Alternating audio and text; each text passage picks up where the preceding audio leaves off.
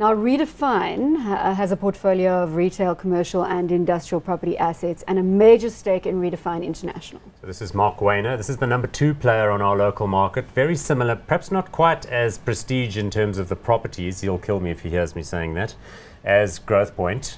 But, you know, huge and the same business model broadly. Well, it's likely that he will hear you saying that, considering you are broadcasting to a broader audience here. 62.9 billion rand, trading on a historic yield of 7.6%. Is that a fair comment that Paul has just made in terms of the underlying assets of Redefine, perhaps not being of the same quality? I don't want to misquote you here. I think what Paul's saying on the same quality is maybe visual quality, I guess. You know, you can look at the V&A waterfront, and we've all kind of been there, and you can point it out, or we drive past the Discovery head office and we're all amazed by how big and beautiful it is. You know, I think from that perspective, Paul is probably spot on.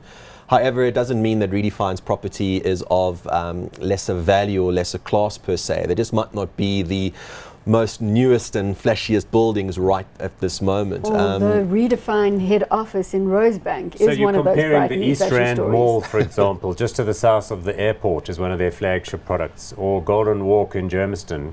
That is what you're comparing with the V&A waterfront. You go ahead and justify. Go on, dig yourself into this hole. I just wanted to push you a little bit more. But they have a number of fantastic, commercial properties across the board, and have been very, very clever at the strategic buying of stakes in other entities. Hoovered up Fountainhead, clawed their way to the top. There's the share price graph. Nick, you want to come in here?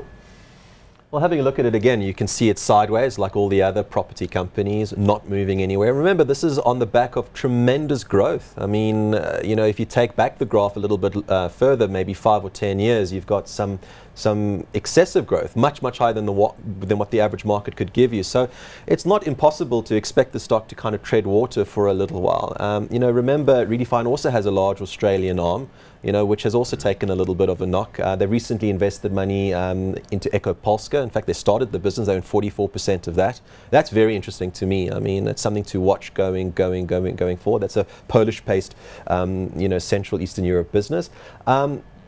Redefine, I like mainly on the fact that the yield is slightly higher than what you're getting from Growthpoint at the moment. If you're hunting for yield, I think forward yield is about 8.5. So historically, you are right about 7.6. But going forward, there is some growth that's going to come through.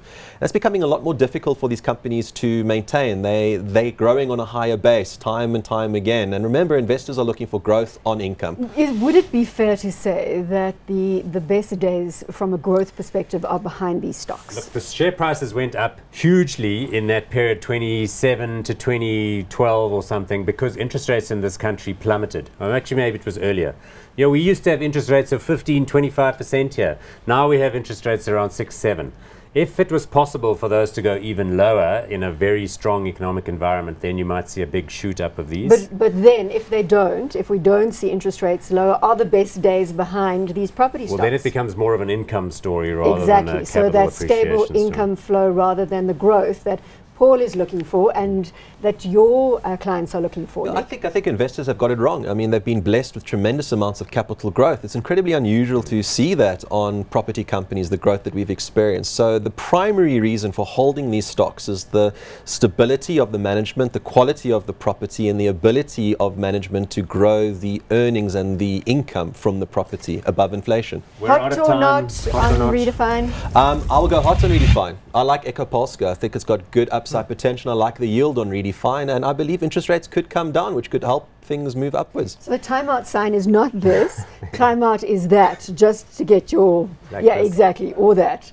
So hot or not? I'm going to go not, just on the same theory about the whole story with the interest rate saga and the rand and all that.